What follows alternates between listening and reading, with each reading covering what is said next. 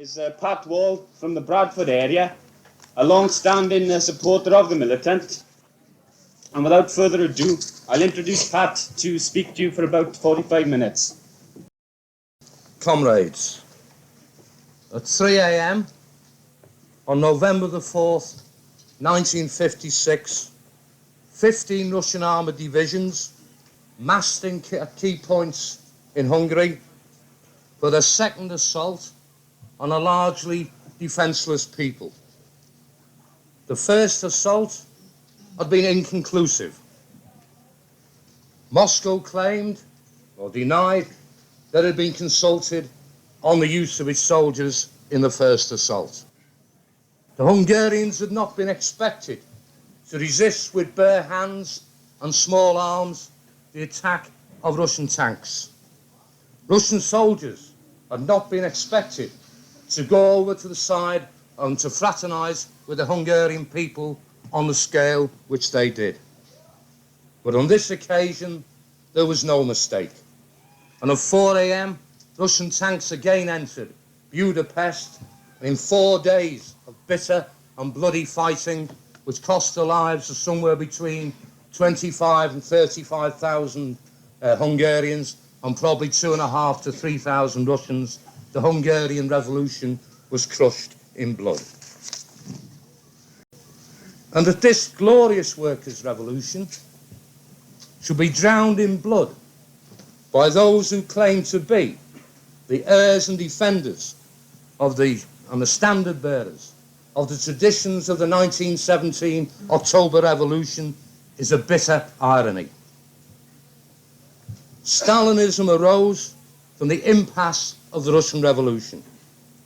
Isolated and backward Russia, on the one hand, and the failure of the workers' revolution throughout Europe and Asia on the other.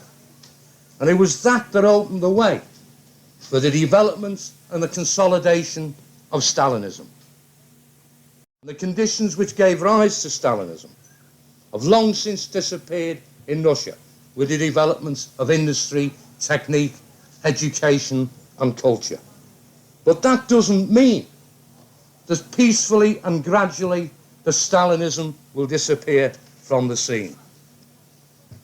Indeed, it's the existence of this deformed workers' state, of a bureaucratic, totalitarian, one-party state, that has been the cause of the deformed development of the revolution in a whole series of states in the post-war period. In Hungary, in Czechoslovakia, throughout Eastern Europe, in China, in Burma, in Cuba, in Mozambique, in Angola, and in the Horn of Africa. And that in itself has raised for the workers' movement throughout the world, not only in those states, a whole series of new problems. It's not the only factor. The relative weakness of imperialism and the non-existence on a mass basis of a Marxist tendency inside the world labour movement has also reinforced that particular development. And what that means is that it means for the workers in those states the need again to make a revolution, the need to make a political revolution, not a social revolution, a political revolution to establish on the basis of the public ownership of the means of production and distribution in that society a workers' socialist democracy. And it means that has to be done in extremely difficult conditions. And it also means that the tool for achieving this aim, that is, a revolutionary Marxist party, has to be created in an extremely short space of time and under the most difficult conditions. And nowhere was that process been shown to date more clearly than in events in Hungary in 1956. But if we're to understand what happened in 1956, it's necessary briefly to look at the prehistory of that particular period in order to see where the Hungarian workers gained their traditions. Hungary, in fact, was never even an independent nation until 1918. And Hungary, as part of the Austro-Hungarian Empire, fought on the German side in the 1914-18 war and was defeated. From that defeat, the Allies, Britain and France, imposed on Hungary draconic traditions in a treaty. They gave large parts of what had formerly been Hungary to Czechoslovakia and other states. What one Hungarian statesman said, an attempt to cripple the already crippled. And that reinforced the movement which was developing in Hungary at that particular time. And the soldiers who returned from fighting in Russia brought with them stories of the revolution which was developing within inside Russia, of a new state that was arising, a workers' state where land was given to the peasants and the workers would own industry. And in Hungary, quite in isolation from the Red Army, who had more than enough to do with the problems which they had, fighting the army's intervention, Soviets were set up. Soviets of workers, of peasants, of intellectuals throughout the length and breadth of Hungary. And the Allies forced out of power, on the basis of the treaty they imposed on the Hungarians, the government of that particular time. And constitutionally, the government of Bela Kun came to power. A government composed mainly of communists, but containing within it a number of social democrats. And that government, in 1919, proclaimed the Hungarian Soviet Republic. That government lasted only 4 months. That republic was drowned in blood, and tens of thousands of Hungarian communists, socialists, trade unionists, and thousands of innocent people who had nothing to do with the revolution or the workers' movement were murdered by the agents, the White Terror of Admiral Horthy, who had been backed by the Allies and supported by the Romanian army, which crushed the Hungarian Revolution in blood. We have to examine why that revolution was defeated. And I would suggest that there were two basic reasons for that defeat. Firstly, the existence within the government, and acting as a brake, a number of social democrats who in any event were largely discredited as far as the masses of the Hungarian people were concerned.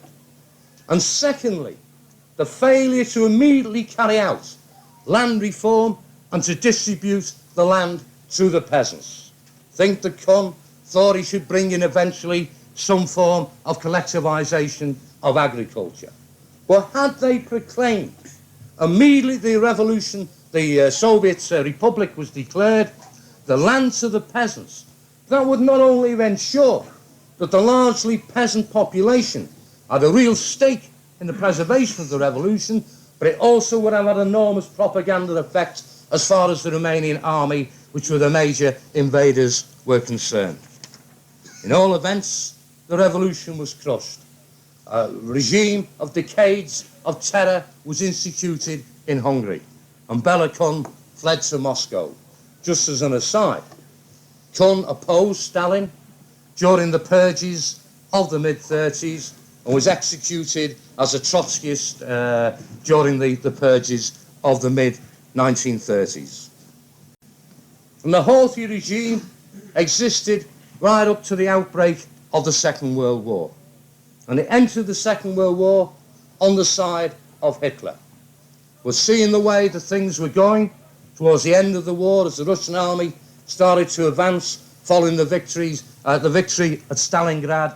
The Hungarian government attempted to sue for a separate peace, or at least to ease its way out of its participation in the war on behalf of the Germans.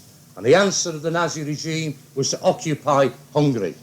400,000 Hungarian Jews were shipped to the concentration camps. Hundreds of thousands more of activists within the opponents of the Horthy regime were imprisoned, tortured and murdered. And that was the situation when in 1944 the Red Army started to advance into Hungary. And as far as the mass of the Hungarian people were concerned, they shared the traditions of 1917, the Russian Revolution, and 1919, the Hungarian Revolution. They shared the traditions of the Soviets as the organisation for the carrying through of that revolution. They had a hatred of the Horde regime and of the Nazi regime, of the Nazi occupation. And the Russians were very largely welcomed by the Hungarian people as their armies began to push the Germans out of Hungary. The peasants began to seize the land. There were first indications of the workers moving in their tradition to form workers' councils or Soviets in Hungary. And having given an impulse to the socialist revolution, in that sense, the Red Army then proceeded to strangle it from the top. On the guise of keeping order, a Hungarian government was formed with under General Bela Miklos, who in fact was the holder of Hitler's highest military honour, the Knight Grand Cross of the Iron Cross. The government contained two other leading military gentlemen who cooperated with the Hitler regime. It also included Imre Nagy, who was later to play such a prominent role in the events of 1956 as Minister of Agriculture. It contained other communists, social democrats and members of the Smallholders Party. That government still considered and declared that Admiral Horde was still the leader of Hungary. And in its first statement issued to the Hungarian people on the Red Army's occupied radio, General Voros, one of the other militants in the government, said, "Long live a free and democratic Hungary under leadership of Admiral Horde." It would be hard to find a statement in in such a few words which was so contradictory as that. The government declared in its first declaration the sanctity of private property, and the private property would continue. And we're asked to raise the question, why did the Russians form such a government?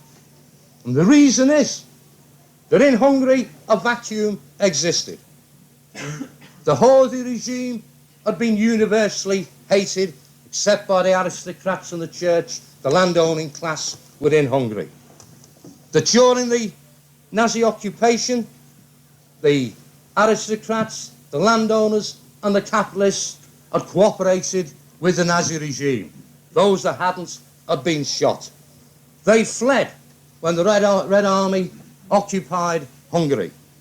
So you had a situation where the capitalist class didn't in reality exist, where the old reaction didn't in reality exist. Now, I've been listening to a very learned scientific discussion about time and motion and space, which is a little bit above my head, just before I came into this tent. But I know a little bit about science, and I know that nature abhors a vacuum. And the situation in Hungary was, without the intervention of the sort of governments which the Russians set up, the only force capable of filling that vacuum would have been councils of workers and peasants within Hungary. And therefore the Russians moved to prevent such a development, which would pose enormous dangers for the bureaucracy in Moscow, and impose this particular weird coalition government onto the backs of the Hungarian people. Now, by 1948, the Stalinist regimes in Eastern Europe had been consolidated. And I think it's important to make the point that the Hungarian Stalinist regime started where the Russian Stalinist regime finished. That in Russia we'd had a situation of a genuine workers' revolution for the factors that Ted explained and I mentioned briefly in opening my contribution, which was became a deformed workers' state, became a totalitarian one-party state. In Hungary, Czechoslovakia, and East Germany, and China, and the other Stalinist states, because of the existence of the Russian deformed worker state, of the one-party totalitarian regime in Russia, Hungary started from that basis, never went through the process of a healthy workers' revolution along the classical lines sketched by the great teachers of Marxism. And as a young comrade said in one of the debates, either this morning or yesterday, what in fact the Stalinists did was to make initially a coalition with the shadow of the capitalist class, because in reality it had no substance, because they fled with the retreating Nazi armies.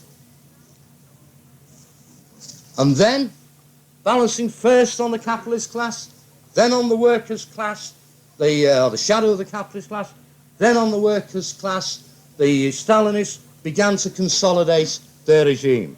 Rákosi, the leader, the first secretary of the Hungarian Communist Party, explained how the revolution was, in inverted commas, was made from the top.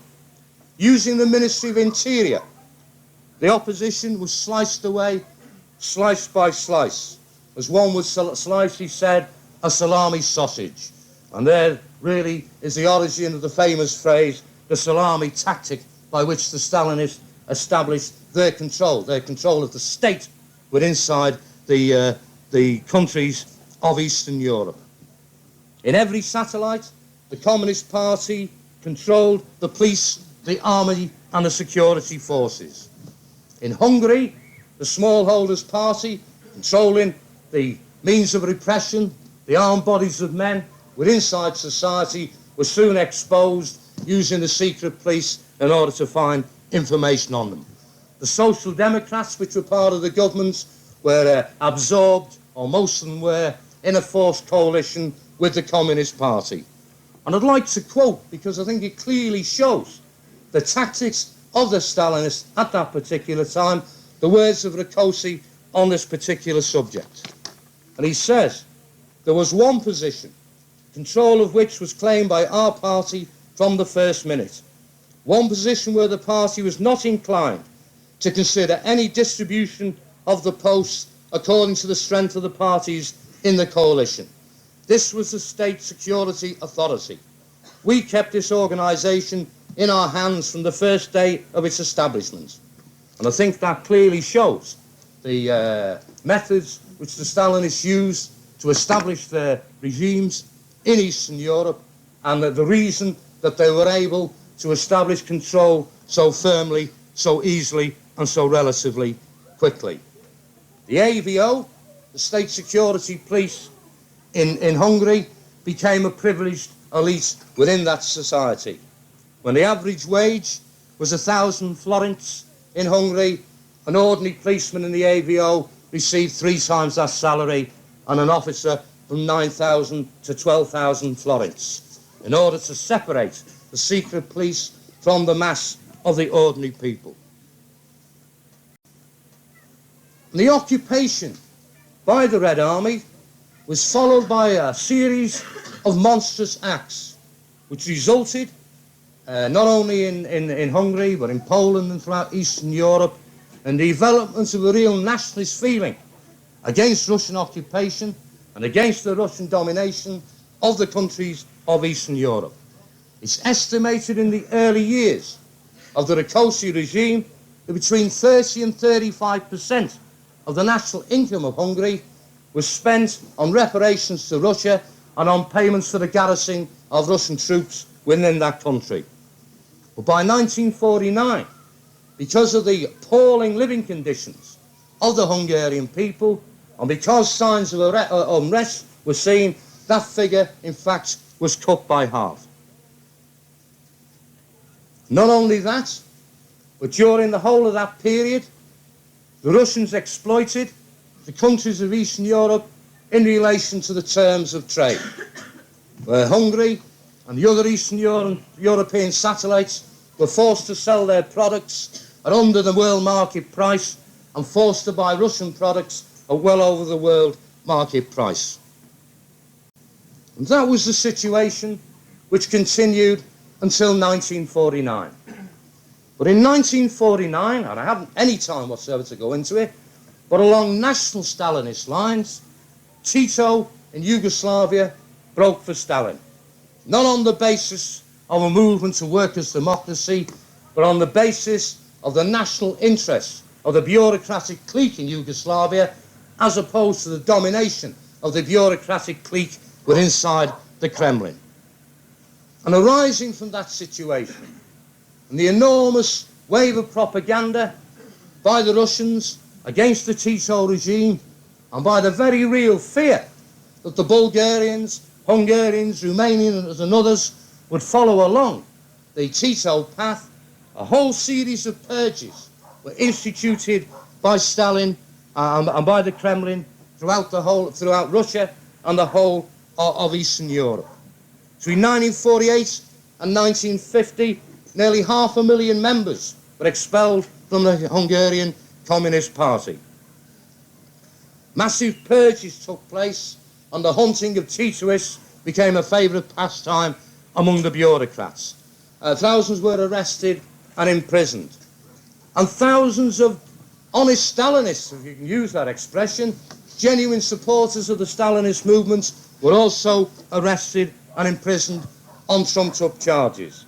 And that didn't stop at the lower ranks. That continued, and even among the leading figures were inside the communist parties in Eastern Europe. Slansky and Clementis in Czechoslovakia, Koliek in Albania, Kostov in Bulgaria, Raj in Hungary. Kostov was charged with being a friend of Bela Kun, who had been proved was a Trotskyite fascist. And Rajak, or Raj, I can't pronounce his name, R-A-J-K, I've no idea how you pronounce that, was forced to make a confession, which is really one of the most disgusting episodes following along the lines of the purges, the two series of show trials in Moscow in the 1930s, was held in prison from April to when he was tried in September, and refused, it's understood, consistently to sign a confession to say that he was a traitor, an agent of the fascists, and committed crimes against the Hungarian people. And it's believed that he only finally signed on the basis of his promise that if he did sign, his life would be spared. It wasn't. He was executed immediately after the end of the trial. And on March the 6th, 1953, the Kremlin announced Stalin's death. And that event, the death of the dreaded figure of Stalin, gave an impetus to the developing revolt within inside Eastern Europe. In June, mass protests were held in Pisen, in Czechoslovakia, around the giant Skoda works, arms factory, which was only quelled by the use of troops.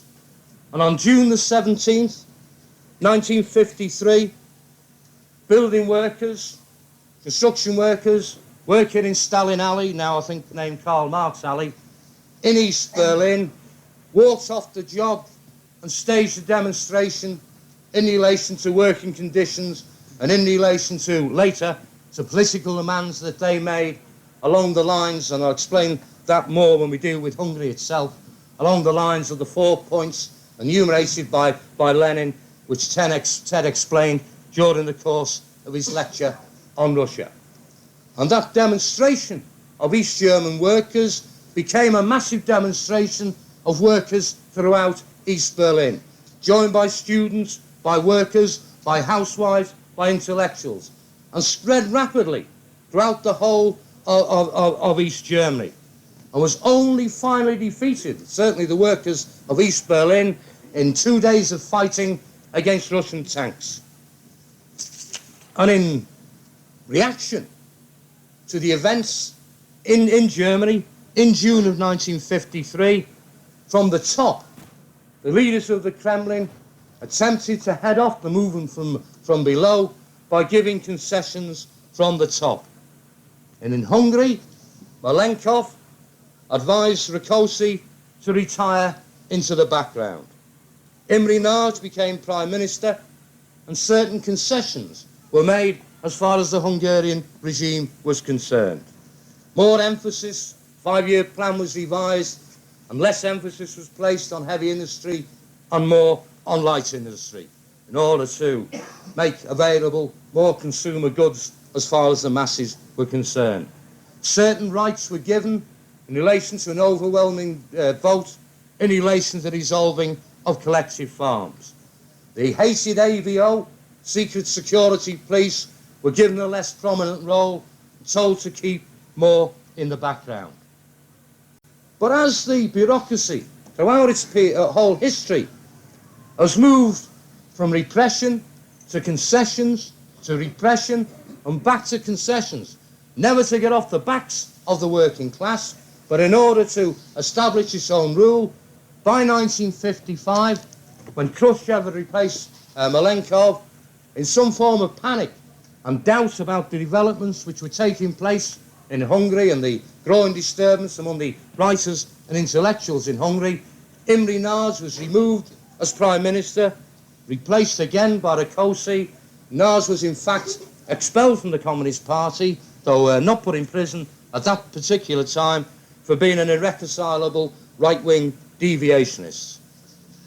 Yet very shortly, the situation was to reverse again, because in February of 1956, Khrushchev, in the 20th Congress of the Soviet Communist Party, Khrushchev made his famous speech, Revelations, outlining the role of Stalin during his years of rule, of the purges, of the false accusations, of the false arrests, of the mass deportations, of the slave labour camps, and all the things which the Stalinists for generations had denied and which said were Trotskyist lies and were the work of fascists. All those were revealed to a startled world and an even more startled communist movements throughout the world. Revelations which caused enormous upheavals in the British, French, Italian and many other communist parties. But revelations which were made not by accident and not by mistake as far as Khrushchev was concerned. Revelations which were made because following the death of Stalin, following the unstable situation which existed particularly in Russia itself, that the failure to expose Stalin and to promise reforms and to promise liberalization would have led to a revolt from below, not only in Poland and Hungary, but within Russia itself. And in order to buy time, and it's what, some 20 years now, 25 years, in order to buy time, Khrushchev made those revelations, but at the same time enormously damaging the position of the communist parties in the rest of the world. And as far as Poland and Hungary were concerned, those revelations gave an impetus to the growing movements of revolt which is taking place in both those countries. On June the 28th of 1956, the Wyspo locomotive works in Poznan in Poland went on strike. And as the news spread, they walked out of the factory, a mass movement developed, not only in Poznan, but in many other areas of Poland. The slogans that the workers carried were peace and bread, out with the Russians, end to piecework, and slogans of that particular character. And Russian tanks surrounded Poznan. But eventually, after 2 days, it was in fact Polish tanks which were sent in and again crushed the revolt, the strike of the Polish workers in blood. And that created an enormous panic as far as the Stalinist regime in Poland was concerned. Gomulka, who had been excommunicated from the Communist Party in 1951 and had been under house arrest since 1954, was suddenly given a new party card and in a very short period of time was brought back into the leadership of the Polish Communist Party and became First Secretary.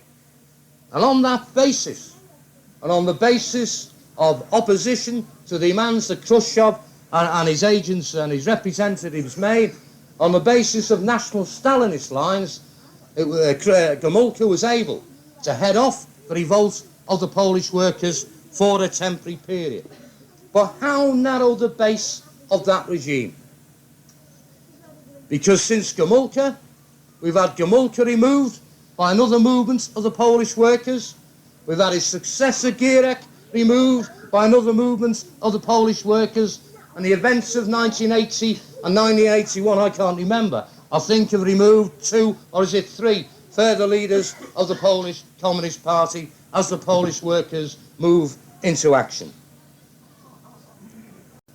And similar events to those in Poland in 1956 were taking place in Hungary.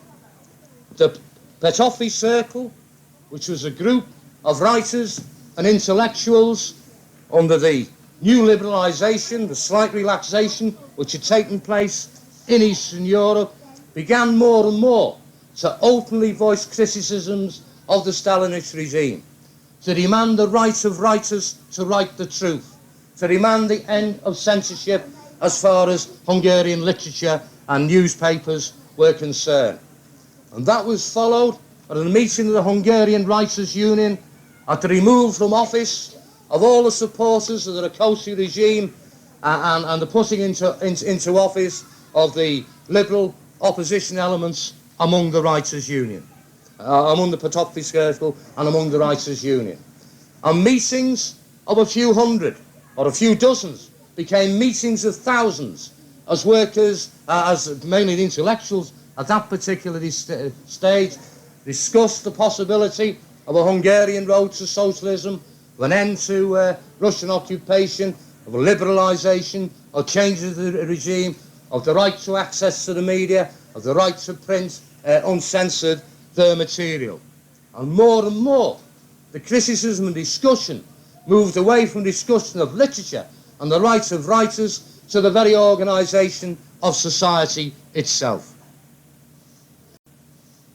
Julia Raj, the widow of and Raj had been purged, as I explained, and murdered in a show trial, spoke at a meeting organised by the Petoffi Circle in which she demanded not only the rehabilitation of her husband, which had been done by the regime in passing a few months earlier, but the trial and the bringing to the punishment of those guilty for his murder. And under the temper of events, Rákosi was again removed by the Russians, but replaced on this occasion by his first lieutenant, Giro. By the end of September of 1956, as ferment grew and the working class began to make demands for a right to independent trade unions, for the right for some say, and they were modest demands which the workers first made in the running of the factories and the organisation of production in Hungarian society. The movement and the impetus of the revolt of the Hungarian workers began to mature and began to develop. And at that particular time, trial took place in Poland of the workers arrested and accused of creating an uprising in Poznan that I spoke about a few minutes ago. And it was decided to hold a mass demonstration, mainly again of intellectuals, students and the middle class, imbued at Pest, in solidarity with the Polish people. And that particular demonstration, the government wasn't quite sure whether or not that it's allowed to go ahead, but in the event, this particular demonstration did go ahead. Before that, the government attempted to head off the movement by having a state funeral as far as Raj was concerned. And it's very interesting in relation to that. There was a Hungarian joke at that particular time which said, what is the difference between a Christian and a communist? And the answer was that a Christian believes in the hereafter. A communist believes in rehabilitation hereafter. And 200,000 people attended the funeral, the reburial of Raj. But the mass demonstration of solidarity with the Poles began with a march to the statue of a Polish general, Bem, a Pole who fought in the Hungarian Revolution against the Austro-Hungarian Empire. And tens of thousands of people took part, probably hundreds of thousands of people, in this particular demonstration. They went to the square One speech making very modest demands was made, and then it was decided to march to the Parliament building. Gero at that time was in Moscow discussing the situation with the Kremlin. And as the people marched to the Parliament Square and stood in front of the Parliament Square in silence, from the loudspeakers outside the Parliament building, a speech of Gero's was broadcast to the assembled demonstration, which Gero said that the student demonstrations were a provocation, that the party would protect the regime, would deal firmly with any opposition, that the pact with Russia was indissoluble and nobody could move to change that particular situation. And the mood of the crowd changed from what had been a peaceful and entirely silent demonstration. And they marched instinctively to the state radio station and marched on that, joined on this occasion by thousands of workers who were leaving their factories and places of work in order to go home. And when they arrived at the state radio station, you find it cordoned by 2 rings of armed AVO men with machine guns. And the demonstration was still peaceful. And they spoke to the policemen and they said, we only want the right to send a small delegation in to speak to to put the point of view of the Hungarian people as opposed to the lies that Gero has put on the radio. And eventually a small delegation was allowed in. The workers stood and the students laughed and joked outside. For half an hour the delegation didn't appear. 3/4 of an hour the delegation hadn't reappeared. And the crowd became angry. And it pushed through the first cordon of AVO men. But when it came to the second cordon, being with police mentality and being entirely lunatic in a particular situation, they fired with their machine guns and shot to death and wounded many people in the crowd. But such was the enormity of the crowd that they were swept aside. The machine guns were captured and the demonstrators started to fire on the windows of the state radio station and attempt to capture. And in that sense, the first Hungarian insurrection had begun. At the news of the events in Sandor Street at the radio station, thousands of workers poured onto the streets, into the main squares, into the working class districts in Budapest. Workers from the arms factories went and took the arms from the factory. Soldiers and policemen joined and fraternised with the people and handed over their guns to the demonstrations. And this enormous movement of this insurrection of the working people were inside Budapest, spread from Budapest throughout the length and breadth of Hungary. The workers immediately declared a general strike. And throughout Hungary, immediately in traditions of 1919, the workers moved to construct workers' councils or Soviets. And very rapidly to link these workers' councils on a regional and eventually on a national basis. Nagy was made overnight Prime Minister, resurrected yet again. Within a few days, Rákosi was removed, and Kádár, who had himself been a prisoner of the regime and who was missing fingernails and burns, testified to the torture he'd received from the AVO, became first secretary of the Communist Party. But it's certainly almost certain that it was Nagy who asked for the intervention of Russian troops at that particular stage. And Russian tanks entered Budapest and were met with the resistance of the working people, using Molotov cocktails, using one captured artillery piece, using any methods they could. They, for days, 4 to 5 days, fought Russian troops and fought them virtually to a standstill. The 2 main areas they defended right through until Russian tanks were eventually moved. And many of the Russian soldiers who took place in that intervention were absolutely horrified at what they saw. When they spoke to the Hungarian workers and heard of the demands that the Hungarian workers were making, they fraternised, went over, refused to fire on the Hungarians. The stories of a Russian tank actually taking people to a demonstration outside the Parliament building, saying to the workers, climb aboard and we'll take you there. And on the basis of that, and the confusion of the leadership of both the Hungarian Communist Party and of the Kremlin, Russian tanks were eventually withdrawn to Budapest, but to ring the city a few miles outside the city and not to be removed from Hungary itself. An immense, confused situation then developed as the workers made their increasing demands as far as the regime was concerned. No end to the general strike until the Russian troops were removed. Demands which were entirely in line, as I said before, with the demands which the workers made in East Germany and with the four conditions that Lenin laid down.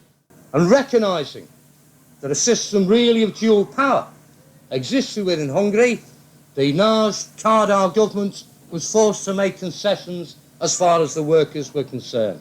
In words, they promised to recognise the workers' councils. In words, they promised to democratise and reform all aspects of Hungarian life, including the government and the Hungarian Communist Party. But while giving those words, the Kremlin decided that it had to intervene to finally crush the Hungarian Revolution. Kádár, who had been considered a liberal, three other members of his government went to negotiate with the Russians and declared a provisional government in Hungary, denounced the government of Nász and called for the intervention of the Russian army to crush the fascist uprising, as they call it, counter-revolution within Hungary. At 4 o'clock on that November morning, thousands of Russian tanks entered Budapest. Budapest was ringed by guns and bombarded. And nevertheless, knowing they would be defeated, the Hungarian workers fought back. And it took 4 days to crush the workers in Budapest and a further week to crush the workers throughout Hungary. Children of 13 and 14 fought tanks with Molotov cocktails. That 30 or 40 Russian tanks were destroyed. As I say, anything from 25 to 35,000 people, Hungarian people, died in that particular thing. And when armed resistance was finally crushed, the workers remained on strike. And the power of the Workers' Council and the support for the Workers' Councils actually increased as far as Hungary was concerned. And a period of negotiation took place as the regime, the Stalinist regime, on the basis of Russian tanks, began to consolidate itself. And it's worth remembering that the Russian troops who'd been brought for the second attack were fresh troops. They'd been brought from Soviet Asia because they wouldn't speak the language of the Hungarian workers and they wouldn't live in the same sort of social conditions as the Hungarian workers were concerned. And you have to ask the question, why did they send tanks into Budapest when infantry could have much more effectively done the job?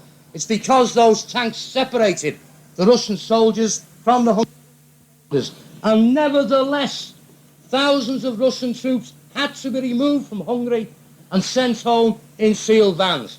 Many of those troops came to Hungary believing they were fighting fascists in East Berlin and didn't really realise that they'd been sent to Budapest.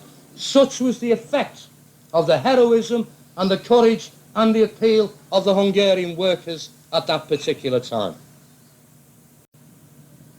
Finally, Imre Nagy was abducted from the Yugoslav embassy and I think killed in Romania, was murdered, executed in Romania. And finally the regime moved to crush the workers' councils. The AVO, which had been atomised in the uprising of the Hungarian people, was reformed under the initials the AVH. The vermin crawled out from behind the stones and launched a terrible purge against the flower of the Hungarian working class. And tens of thousands were arrested, many were summarily shot or hanged, and finally the Hungarian Revolution was broken and the Stalinist regime was re-established inside Hungary.